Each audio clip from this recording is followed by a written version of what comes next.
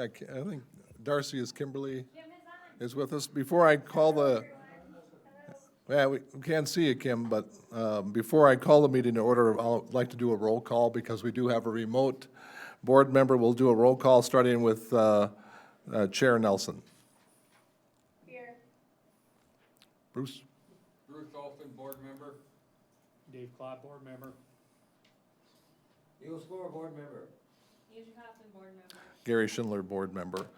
I'll call the meeting to order and have a stand for the pledge. I pledge allegiance to the flag of the United States of America and to the republic for which it stands, one nation, under God, indivisible, with liberty and justice for all.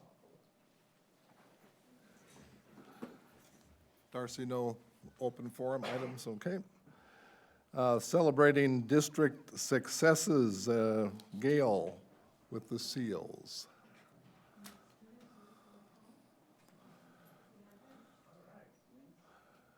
We're gonna come all the way up behind Oh, good.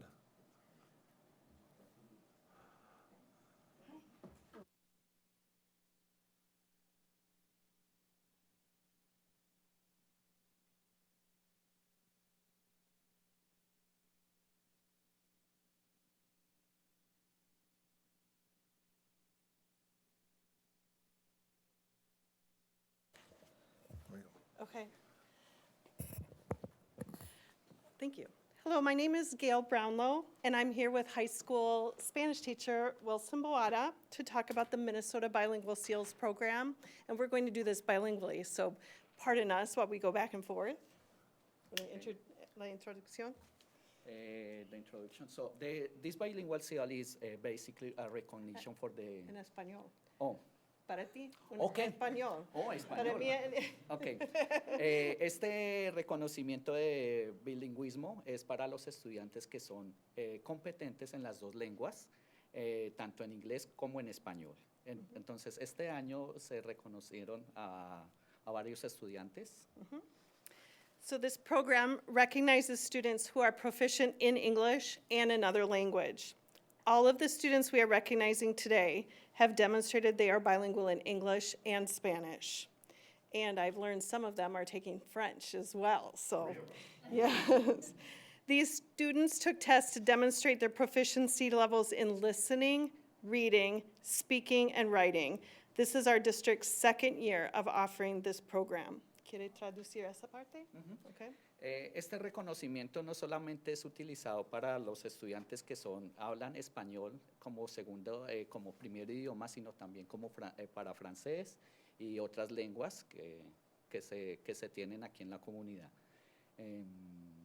Está bien. Está bien. Depending on the scores students achieved, they can earn a bilingual platinum seal, a bilingual gold seal, or a world language proficiency certificate upon graduation.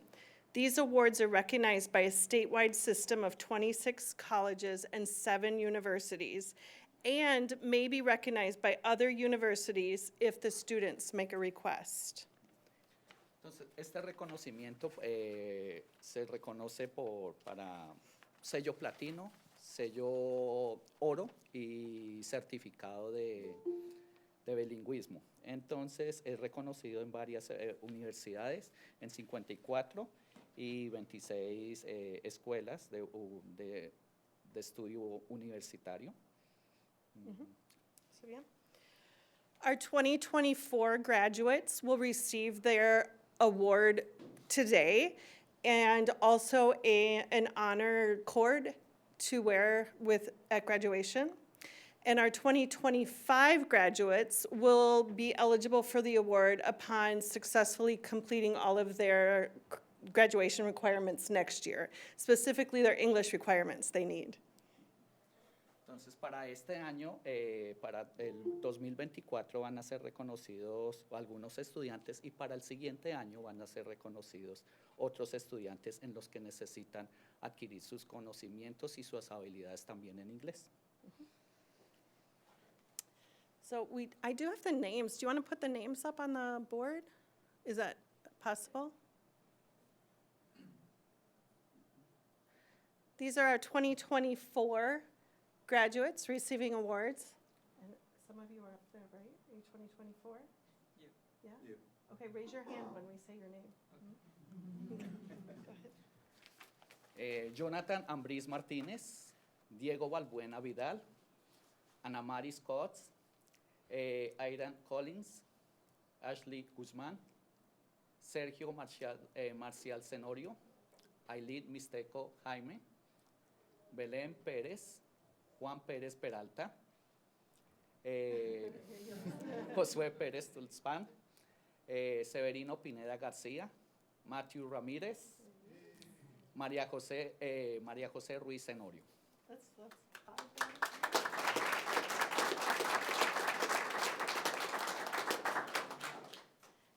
And our 2025 graduates receiving recognition tonight. Oh, come on up. We need you now. Right on time. Your name's on the board. And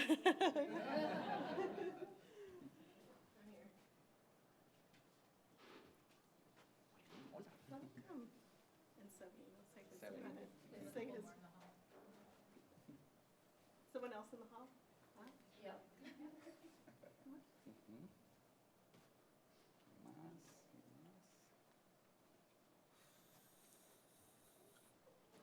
Los estudiantes que se van a graduar en el 2025 son elegibles para adquirir el certificado el siguiente año. Entonces, Jennifer Ambris Parra, Luis Barrios Ortiz, Basilia García Rodríguez, Marilyn Grande López, Jimena Ramírez Pérez, Francesca Lee Vázquez Roldán. We have you, yeah. And then we have a couple more that just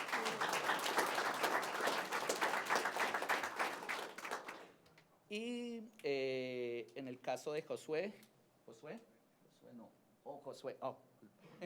Juan Pérez, ¿sí? Juan Pérez y Severino. All right. We have recognition awards for you all. We'll give them to you in the hallway in El Pasillo because we'd also like to get your picture. So any questions or about the program before we take them for a picture? I just wanted to say that the process of taking these exams is arduous. Each part of the exam was 2 to 2.5 hours, and there were 4 parts. So they did great work. So congratulations to all of you.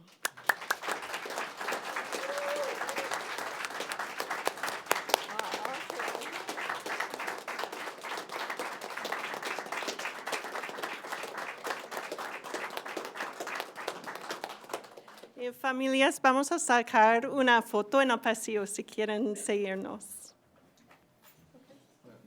Yes.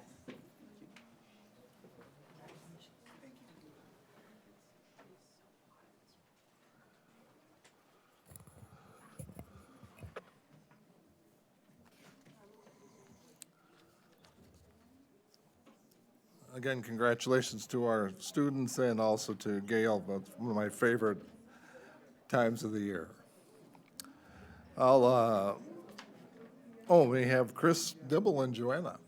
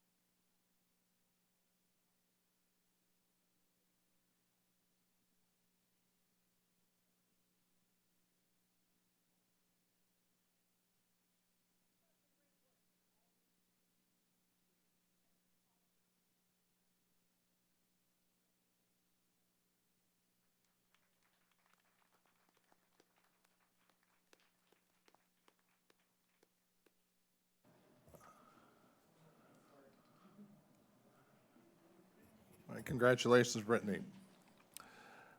I'll entertain a motion to approve the agenda for today. So moved. Motion by Bruce. Second. Any discussion? Hearing none, all in favor say aye. Aye. Thank you, Kim. Opposed? All right, now to our consent items. You have those in front of you. Again, I'll entertain one motion to approve all of the consent items. So moved. All right, Dave? Second. Any questions or comments on the consent items? Hearing none, all in favor say aye. Opposed? All right, thank you very much. Moving on then to reports. Superintendent Wagner.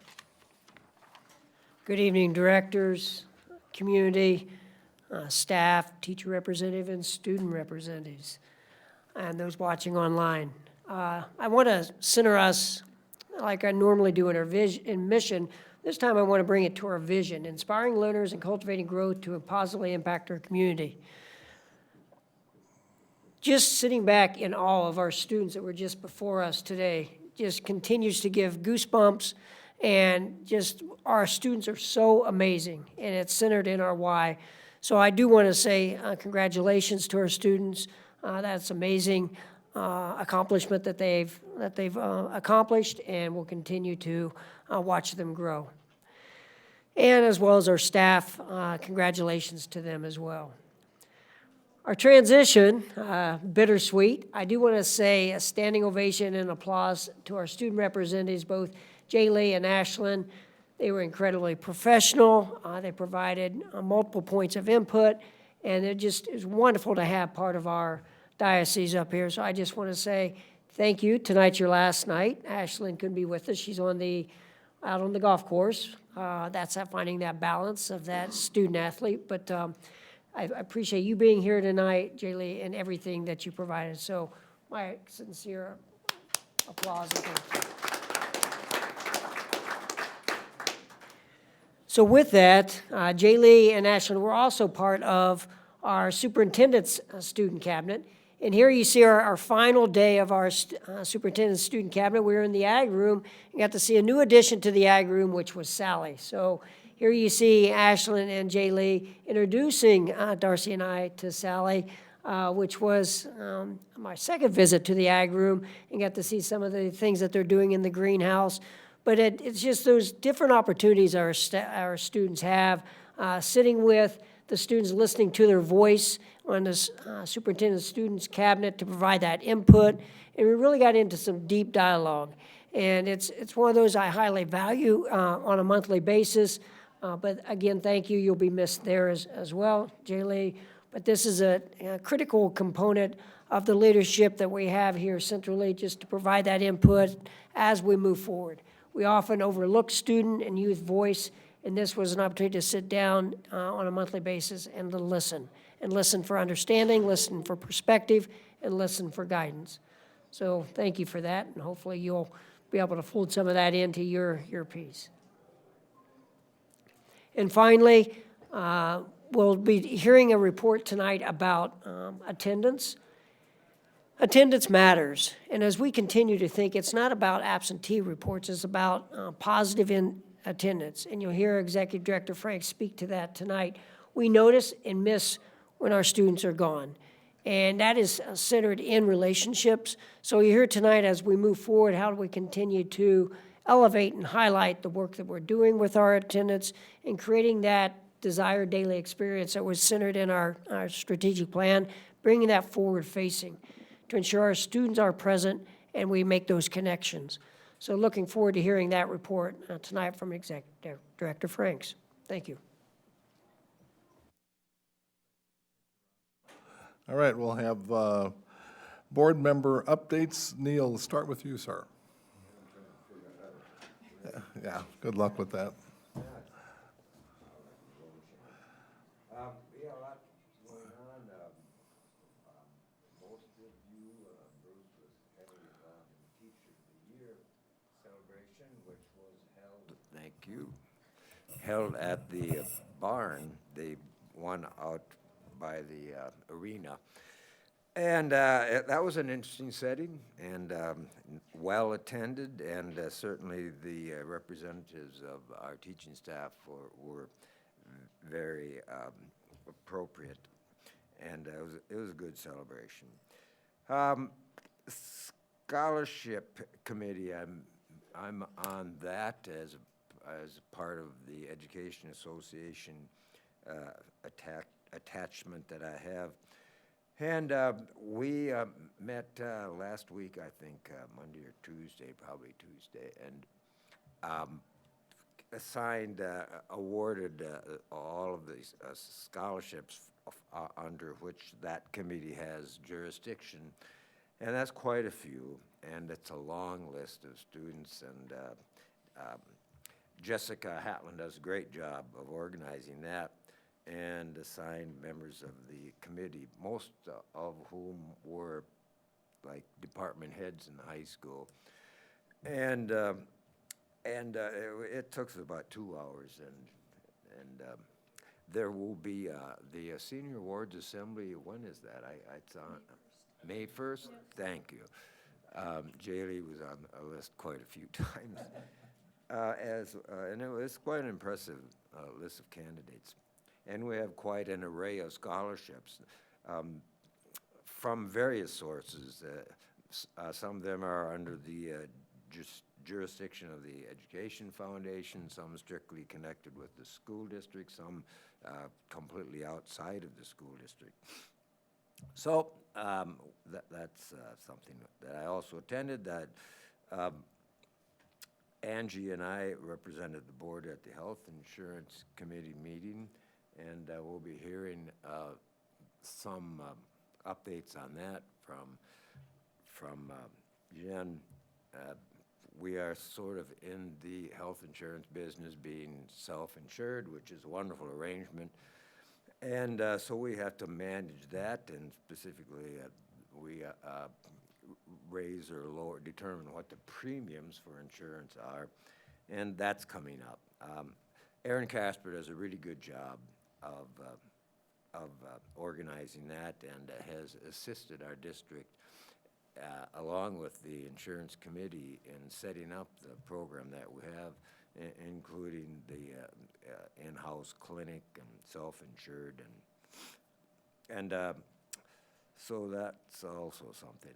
And speaking of the Education Foundation, we had a meeting last week, and we have several funds, and a couple of them deal with student assistance. So I am here to announce to Superintendent Wagner and administrative types that there's money available for students who have special needs.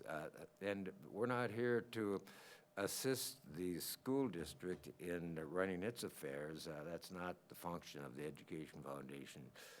We are here to assist students, and if administrators or anybody out there in the management world, or teachers for that matter, are aware of students who have needs, maybe they, there are activities that they would like to participate in, but it takes money and they don't have a lot of money, let us know. The Education Foundation and the district have both agree that we need to communicate and identify needs that are out there, but it's something that we talk about doing a lot, but we are not really good at actually coming together face to face and identifying those needs. So I'm here to announce that there are funds available for students who have needs, so pay attention to that. We also are entering the Pathways to Success season. That reception is in October, and we honor 4 distinguished alumni and 4 distinguished educators every year. So we have quite a list of actual nominations, candidates this year, but we'd love to have more. So if you can think of a faculty member from the beginning of the district to the present, let us know. There are nomination forms you can file formally from our website. or just contact board members, and distinguished alumni as well. All right, that was rather lengthy, but that's it. Neil, I'm jealous of your speaking skills to be able to talk, so, all right, so I had just a couple things. Neil already mentioned the insurance committee, which we'll hear more about tonight from Aaron Casper. I was also at the Teacher of the Year reception, which was a great event. I was very happy to be there. And I just wanted to mention that it seems like this year we've had more invitations to do things in the schools, whether it's serving coffee to staff, or I think we have a choir tour invite coming up, and I really appreciate that. I hope that continues, so thank you.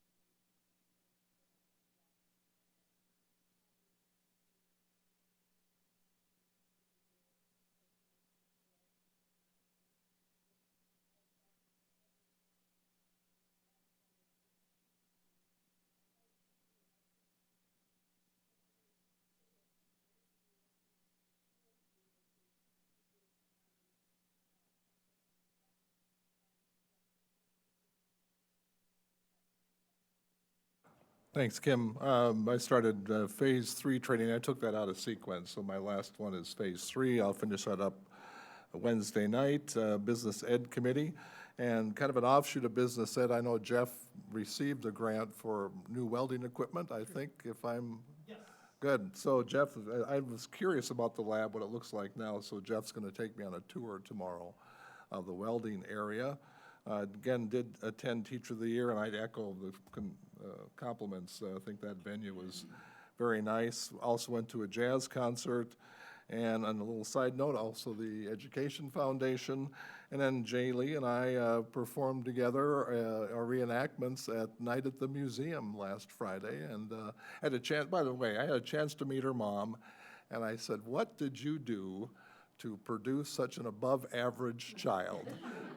And Jay Lee was standing right there, as red as could be, but her mom was very wise, and I think your mom's wisdom is reflected in you. So it was a pleasure doing that with you on Friday. Teacher report. Hi, I'm Peter Sonneborg from French teacher at Lee High School. Let's see, so mainly what members are reporting is we're busy with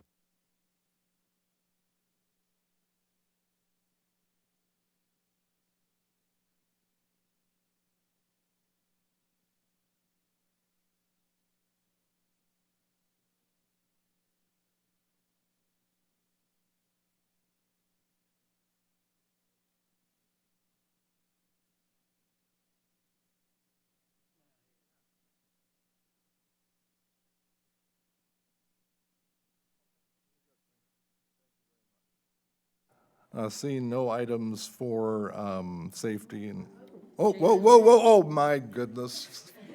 Please don't rescind your graduation reception invite. Jay Lee is, I think it's on, loaded. All right, this Friday we have our Earth Day cleanup. The Student Council is teaming up with the Middle School Student Council, and we are going to split up and conquer and divide the town. So I hope we pick up a lot of garbage and whatnot. Saturday we have the prom, which we're excited about. I hope it all goes well. Continuing on, we have our final Spirit Week, which will be May 6th through the 10th, and we're going to reschedule the Powder Puff game, which got canceled during homecoming because of the rain. So we're going to get that up and going again and have one last hoorah at the high school. Last year, I had the honor of attending the youth tour trip to DC from the Freeborn Mauer Electric Cooperative, where I competed for the Youth Leadership Council, and I won, and I got to represent our great state of Minnesota and Texas in March. This year, we had a senior representative chosen to attend the trip in June. It would be Nolan Brooks, so very happy for him, very proud. It is an amazing experience. And to also wrap things up, we had our final superintendent's cabinet meeting, and I just have to say it is such an incredible opportunity that is offered to us students to be able to have a relationship with our superintendent and be a voice for more of our student body. I am very involved in other things, but it was really nice to be able to connect one-on-one with our superintendent, and I learned a lot of things from it. I got to do a lot of cool things, so I'm very thankful for that opportunity. And finally, I just want to say thank you to the whole entire board. This has been an amazing opportunity, and I can't wait to keep going with my leadership role. Thank you. standing up. All right, hey, yeah.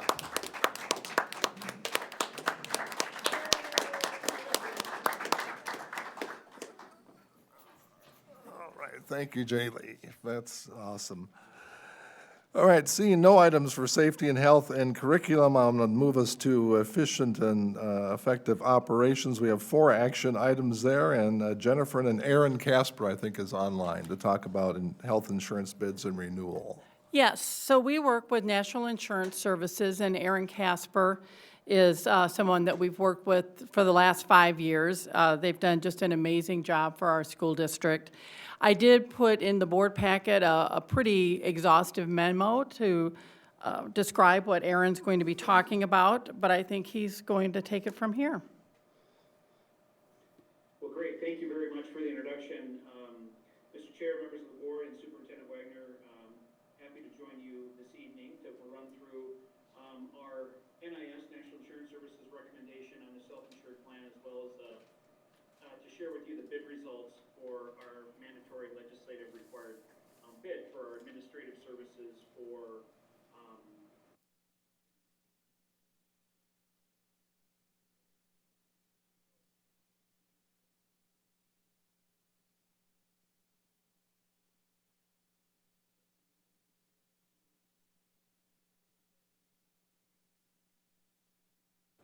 Yeah, yes, we are, Aaron. Okay, perfect. All right. So every 2 years, we're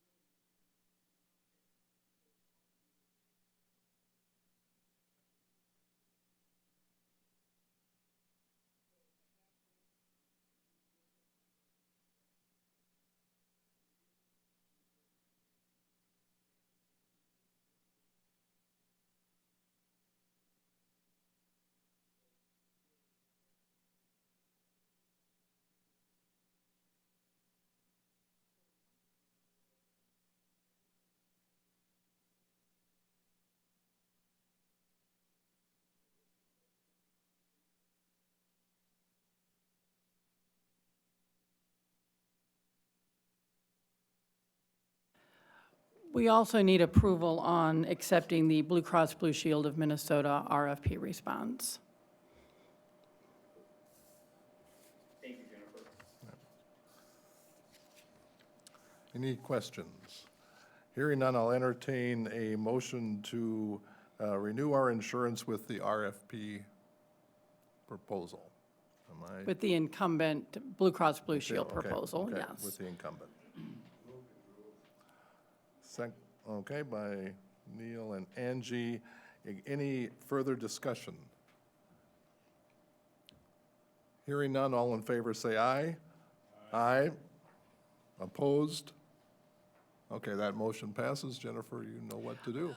Well, we actually need one more We do. motion to approve the 7% increase. Okay, all right, I'll entertain that motion. Okay, Bruce, thank you. Dave, any questions or discussion on the 7% increase? Hearing none, all in favor of that motion, say aye. Aye. Opposed? Okay, Thank you. Thank Thank you, you. Aaron. thank you for the work of all the. Very much. Thank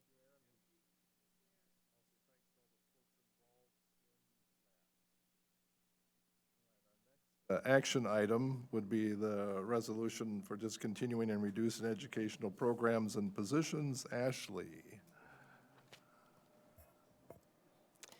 Good evening, Vice Chair Schindler, School Board Directors, and Superintendent Wagner. On behalf of the administration, we bring forward a resolution of discontinuing and reducing of positions. Darcy, if I could get that copy up, thank you.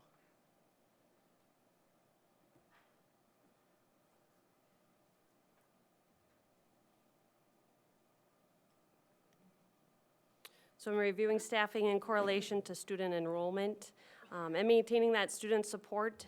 These proportional adjustments are brought forward this evening for recommendation of approval.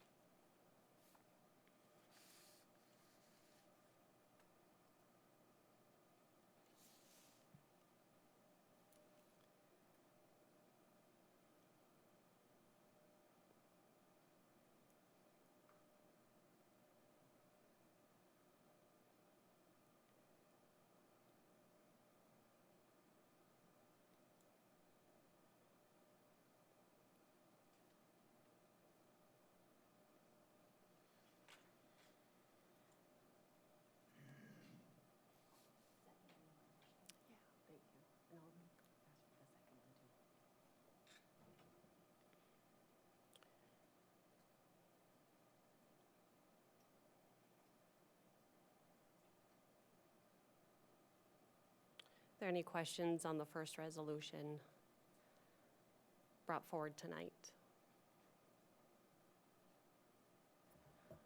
I had a couple questions. I was just wondering what this will do to the class sizes, or if this is, because of reduction in students, and then what this will do to the, the budget cuts that we're going to need to make. How much of this will impact that? Sure, and that's a great question. So when we look at the classroom teachers that we do have there, that is based on the enrollment that we have projected coming in for the 24-25 school year.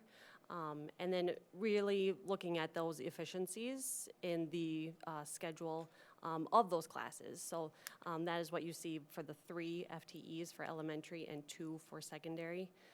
And then special services coordinators, as well as maintaining that support for not only our special education teachers and teams, but students, caregivers, and administration as well.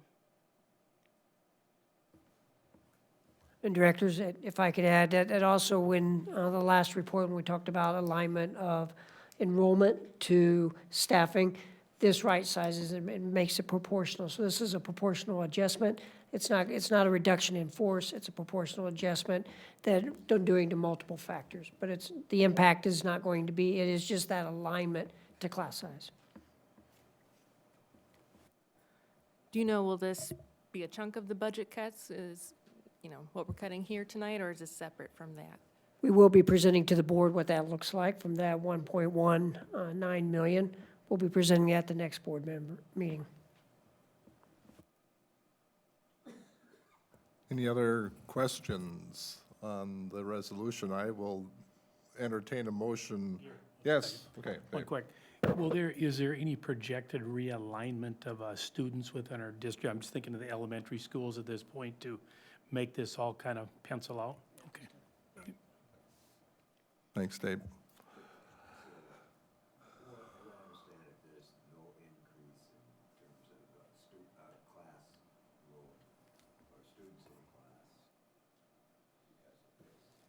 No, I believe when we have our targets and our caps, that guides our work.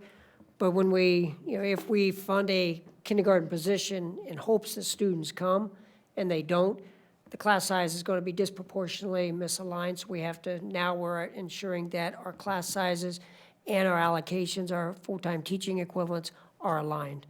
And then we'll adjust as necessary. If by some miracle we had an avalanche of students appear, we'd have to hire people. Absolutely, I'd be happy to.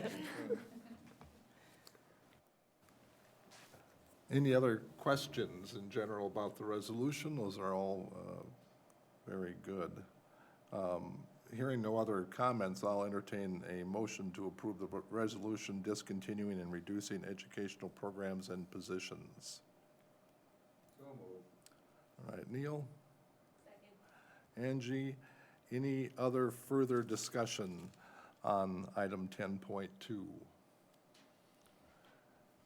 Hearing none, all in favor, say aye. Aye. Opposed? All right, that resolution passes. And, Kimberly, you're an aye? I am. Thank you. All right, we'll move on to item 10.3, resolution relating to the termination and non-renewal of teaching contracts of probationary teachers. Ashley. All right, thank you. So we bring forward a resolution relating to the termination and non-renewal of the teaching contract of probationary teachers. All teachers listed on this resolution are probationary and were informed of their non-renewal on Friday, April 12th by their building administrators. The top portion is the resolution, followed by the notice of termination and non-renewal. The formal notice the probationary staff members will receive following this resolution. Any general questions for Ashley concerning that item? Otherwise, I'll entertain a motion to approve item 10.3, resolution relating to the termination and non-renewal of teaching contracts of probationary teachers. So moved. Bruce? Second, Angie. Any other further discussion on that item? Hearing none, all in favor say aye. Aye. Opposed? Thanks, Kimberly, I got your aye in. Opposed? That will pass. Item 10.4, resolution proposing placement on unrequested leave of absence. Ashley. Thank you. The following resolution is the proposal of placing 2 employees on unrequested leave of absence. The employees listed on the resolution are in the position that the district will be discontinuing. The employees are also aware of these positions being discontinued and placement of unrequested leave of absence effective June 30th of 2024. This is a 2-part resolution, the first being tonight's resolution proposing the unrequested leave of absence, and the employee's right to request a hearing within 14 days. If no request is made by the employees, we would bring the second part of the resolution to the next board meeting. Okay. Thanks for that clarification. I'll entertain a motion to approve action item 10.4, proposing placement of unrequested leave of absence. So moved. Bruce? I'll second. Thank you, Kim. Any discussion on the motion? Hearing none, all in favor say aye. Aye. Opposed? That will pass. Ashley, thank you very much. Thank you. And then our next item, Tanya, report on student attendance and absenteeism. Hey, good to see you. Good to see you too. Thank you for having me this evening. I will be sharing with you some information on consistent attendance and tackling chronic absenteeism. This is part of the Every Student Succeeds Act. ESSA defines consistent attendance through the Minnesota Department of Education is that a student will be considered consistently attending school if they attend more than 90% of school days. Adversely, they define what chronic absenteeism is. It is the opposite of consistent attendance. That's defined as missing at least 10% of school days, or if you work that math out, the equivalent of missing 1 out of every 2 traditional school weeks. When we think about consistent attendance, you saw Superintendent Wagner in his superintendent's report this evening point out that attendance matters, but more than that, our students matter, and having them with us every day, the impact that could have. So as we think about what consistent attendance, how it matters, students who attend school consistently are more likely to hit these 3 targets. They're more likely to achieve academically. That is pre-K to 22. They're more likely to achieve. That opening that world of possibilities for what it looks like for them as a student within our system and then outside of our school system. Students who attend school consistently are more likely to graduate high school. And then, as we have been sharing a focus on not only being college ready, but students who attend consistently are not only ready for college, but ready for career and ready for life. So the skills that they learn help them be college, career, and life ready.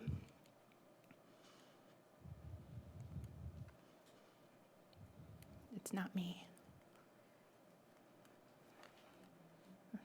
I'm working on it. There it went. Okay. The next 3 slides, we're going to highlight some of the current strategies that are in place at Albert Lea High School, Southwest Middle School, and then each of our elementary sites.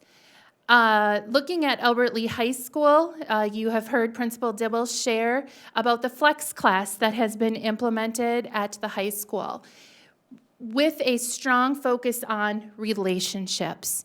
Having students have a flex teacher that they can have regular connections with in building that importance of relationships with the student, having a place where they feel safe and welcome. Another strategy is parent and caregiver phone calls. We have various types of phone calls that are happening.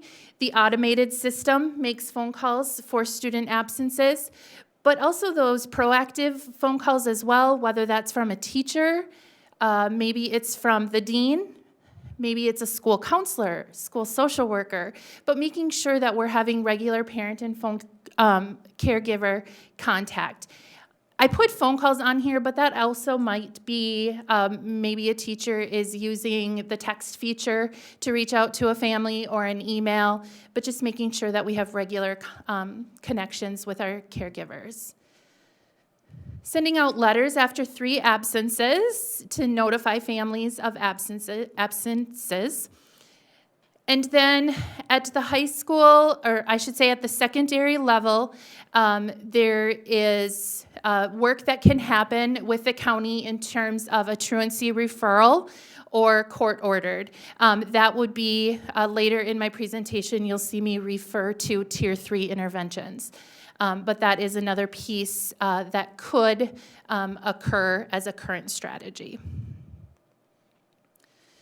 Southwest Middle School, similar to the high school's flex class, they start every day with advisory. Again, that soft landing spot for teachers to create a safe and welcoming environment for their students. Again, you see parent and caregiver phone calls as well as letters.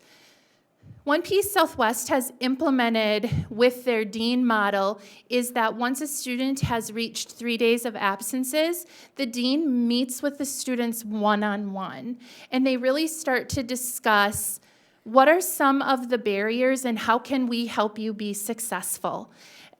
This becomes a great proactive conversation with the student, and they come up with a plan for what that will look like. Once they've had that conversation with the student and the dean sign off on that, and then that is sent home to the parent so that we have that parent communication as well. Another proactive strategy that Southwest is doing before the formal truancy referral is having a truancy officer meet one-on-one after 7 days. So what are we doing before we get to that step? And that's another great spot to have those conversations.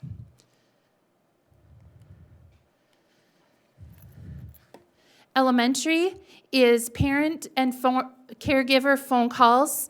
Again, I put on both up there, the automated and the teacher phone calls. Elementary sends letters more frequently. They're sending letters at 3-day, 5-day, 7-day, and 10-day. Some more frequent communication in terms of student attendance and the importance of that attendance. But then also, they have created an attendance success plan. And with the attendance success plan, meeting with caregivers to identify barriers that the family may be experiencing and creating a plan to help them be successful. I kind of jumped ahead on my slide, but the purpose of that attendance success plan is to establish a clear agreement between the school, the students, and the parents to address, but really our ultimate goal is to improve any concerns. The attendance success plan at all levels will outline specific goals, expectations, and then specific interventions to help support the student. Really, at the end of the day, our goal is to foster a collaborative approach to tackle absenteeism. So are we coming at this from an angle of being a partnership with families and caregivers, and not through an angle of punitive measures? Our goal is to be proactive and support the family on the front side before we have to be reactive. And then just being able to promote a consistent and positive learning experience for the student across the board.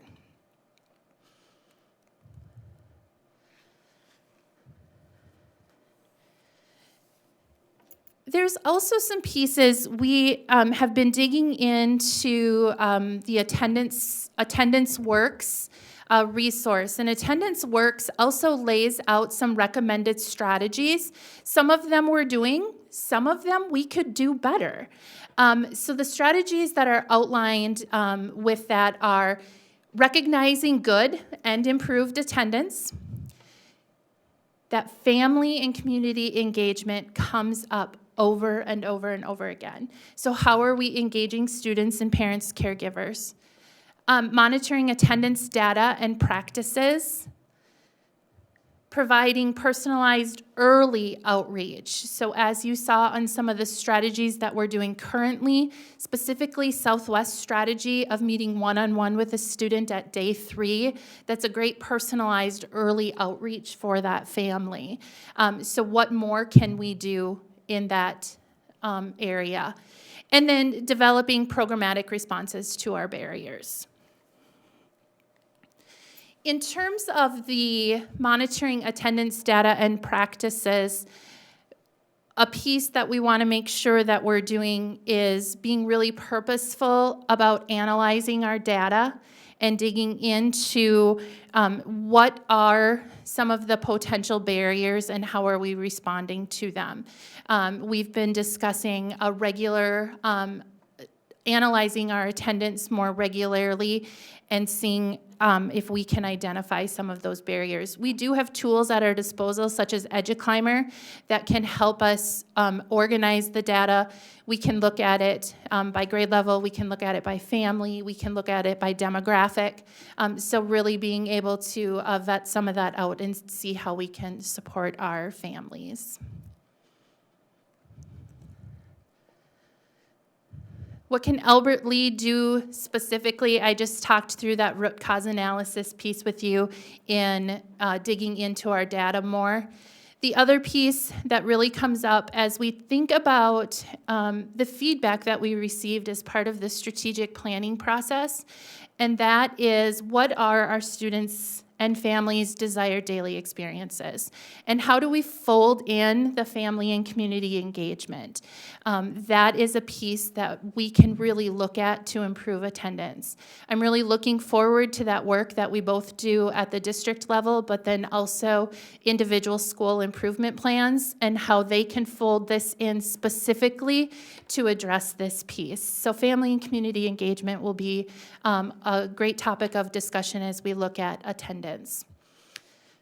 I mentioned different variations of attendance support. What you're looking at is a graphic of multi-tiered systems of support. I've come before you to discuss multi-tiered systems of support in various ways. I've shared with you multi-tiered systems of support through an academic lens. I've shared with you through a behavior lens. This is looking at it through an attendance lens. And so really at the very bottom in the dark blue, that's foundational support. What do we do for each and every child, each and every family, each and every day? And then it's tiered up from there. So looking at some of that universal prevention, maybe the daily phone calls, maybe the teacher calling and checking in. And then working up the tiers, a greater level of intervention needed. So whether that's the meeting with the dean, an administrator, truancy officer, but as you work up each of the tiers of the multi-tiered systems of support, it's a more intensive intervention needed to help our students be successful. And my final graphic I'm sharing with you tonight is really, as you saw every slide that went through tonight, you saw a bubble on the left-hand side. And in that bubble on the left-hand side, it said relationships, relationships, relationships. And at the center of this one as well, again, this is from Attendance Works. What are those conditions that we create within our learning systems that lead to students being engaged? And at the center of this is also relationships. It's essential to creating those positive conditions for learning. And when we have that at the center, each of those other pieces will come together. Physical, emotional health, and safety, that's been one of our district goals, is ensuring that students feel a safe environment for students physically and emotionally. Belonging, connection, and support is part of that as well. And then with each of those pieces will come the academic challenge and engagement. But at the center, relationships. Not just with our students, but with our families and caregivers. Thank you. You have, what is the data for attendance? Are there any attendance concerns across schools within our district? Great question. So we have dug into data a little bit. So the Minnesota Department of Education has a data point put together called North Star Attendance. As we've dug into that a little bit, we're really finding that the metrics at the state level are skewed. And the reason for that is, as I dug in to learn more about it, districts choose what to report. And so what we report in terms of excused, unexcused absences might be different than a neighboring Big 9 school, might be different than another school across the state.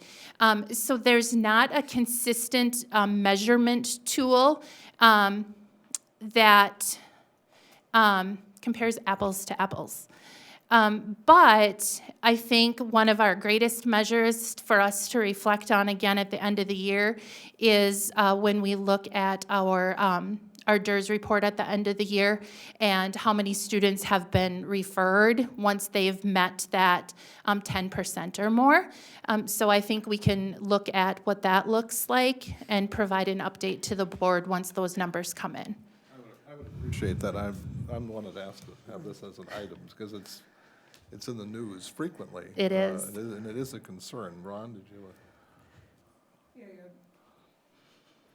Thank you, Director Schindler. That's a great question. As we think about that summative data, students are beyond just a number. We need to look at each student and know that each student, what is there as they enter in, how can we continue to support?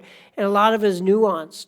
So if we came to you and said 85% attendance, well, there's 15% that, what are we doing? And there may be Jay Lee that needs something different than Ron. So it's that individual support, and know that each student should be visible in our classrooms, and then what is that continuous support for each student? So it is centered in that relationships, and that's where we fold in those desired daily experiences. So we'll build in that summative data into our school improvement plans, but the work happens in the classroom on the ground level to really reach out to our parents, caregivers, and our students and continue to support. All right, thank you. So I would appreciate some follow-up once the school year is done, just to give us a snapshot of attendance patterns, concerns. Absolutely. The other thing I want to ask, Tanya, is that there was a Minnesota Public Radio report this weekend that said that the Department of Ed acknowledged that their reports on school graduation rates was flawed. The data was flawed. And have you heard, are you privy to that? And are we anticipating revised graduation rate data from the Department of Ed? I would imagine we'll get revised rates with their acknowledgement of that error. I'm not sure how much it will impact us. I don't know that it will impact us significantly, but they'll provide us with revised rates once they do that. Okay. Yeah. Okay, thank you. Maybe I missed it, but with all these strategies in place, are we helping these students attend school?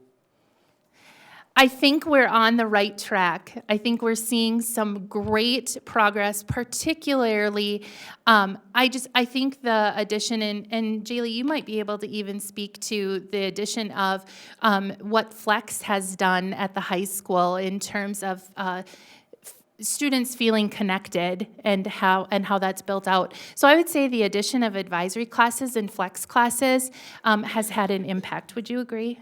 Yeah, I would most definitely agree. There's been a like you said, an established connection with a teacher and student, let alone just within our grade too. I talk about, like, at our superintendent's cabinet meetings, how there are such diverse groups and that we don't really intermingle, but the Flexes really, I feel, make kids happy to be there and get to know each other more.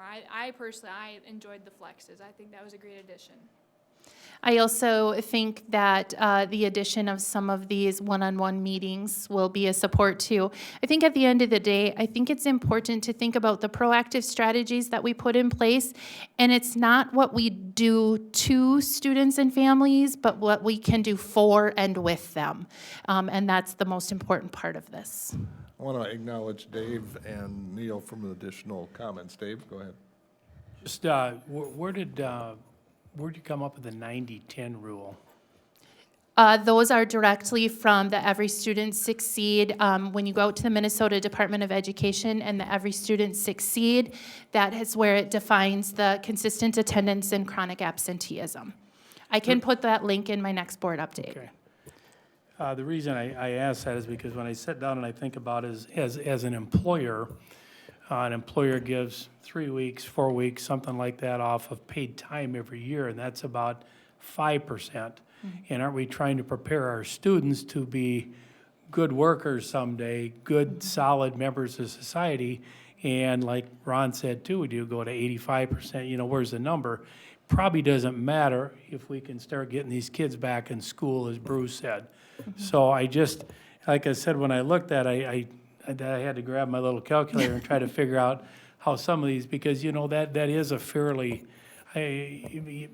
3 weeks off, 4 weeks off seems to be kind of common amongst employers that give some pretty good benefits. And it seems like we're maybe teaching them a little bit earlier in life. And so my suggestion would be to maybe develop a school district rule that would be a little bit more strict. And not, like you said, it's how we can work with people better than what we're going to do to people. But I think at some point, accountability at a young age will help them further down the road.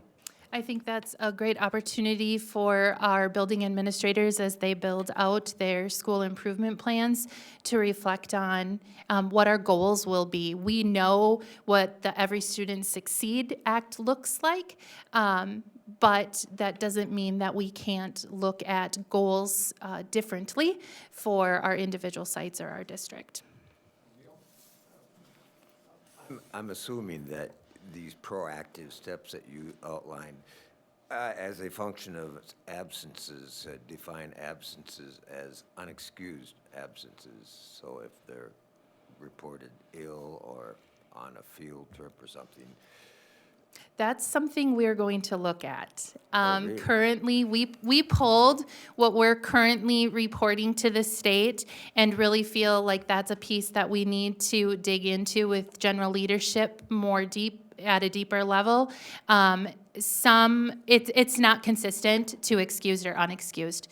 So we definitely need to dig into what we're reporting. Yep. Okay, that's interesting. It is interesting. I've spent many years in the classroom myself, and I can definitely concur that students learn a lot better when they are in school. And the word attendance, I think you could also rather flippantly suggest that students' attendance is a lot better if they are physically there too, but they can be physically there and they still are not attending. So if we can manipulate circumstances to the extent that their attendance improves, whether they are there or not, if they attend to the task at hand, I think probably our attendance, as it's more usually defined, will improve. Engagement matters, for Right. sure. And Tanya, the strategies you outlined, Kathy maybe too, that's all embedded in district policy, isn't it? As far as the strategies that you outlined, as far as the calls or letters, or I'm not remembering that correctly? No, they're practices, Oh, procedures and procedure, practices. Okay, there we go, Yep, sure. Okay, good, thank you. Yeah. yep, yep. All right, Right. well, good discussion, and, Angie, yeah. Oh, that darn thing. Okay, go ahead, Angie. Okay, just a quick question. Compared to last year, are you feeling that this is more of a challenge this year, or about the same, or is it getting better? Honestly, I think we've implemented strategies that are improving. We won't know until our data comes in, but I feel like we've implemented strategies that are improving. So I don't want to say hope. Hope is not a strategy. But I would hope that with the strategies that we've implemented, it will make a difference. And if it doesn't, it's a good starting place as we're moving into strategic planning for us to discuss what do we need to do so that we are helping our families. It seemed like the attendance concern was kind of put on COVID. Is it fair to say that our attendance is better post-COVID? Or don't we know that? Yeah, Neil? I think that I have heard at least that school attendance is a problem in the nation. It isn't, and in the state, it isn't just outwardly. Correct. And the usual wisdom is that is a result of COVID. But I'm also hearing some reports that that's perhaps not as big a factor as we think it is, and it may be a factor, but it's a problem nationwide. Else, any other speaker I can ignore? Okay, I think we've got everybody covered. There we go, good. Tanya, thank you, and Thank you. looking forward to the follow-up from that. With that, I'll entertain a motion to adjourn. So moved. I'll take a second. Good. All in favor? Kim, good to see you, Kim.